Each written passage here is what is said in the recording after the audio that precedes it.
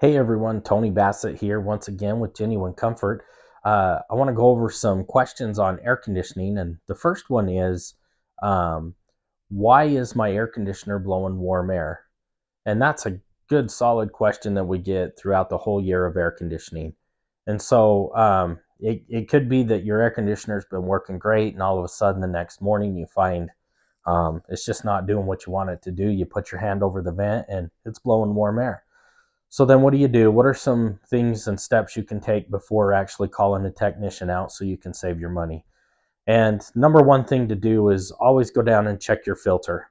If your filter is clogged on a very, very hot day, then it could actually ice up your indoor evaporator coil, causing it not to blow air out at all, or it starts to blow warm air because it's starting to freeze up. Also, one of the main problems is maybe the outside fan, outside condenser's not working. And so there's just a number of things. I would check the battery at the thermostat. I would check all breakers outside to make sure that that outside unit is running.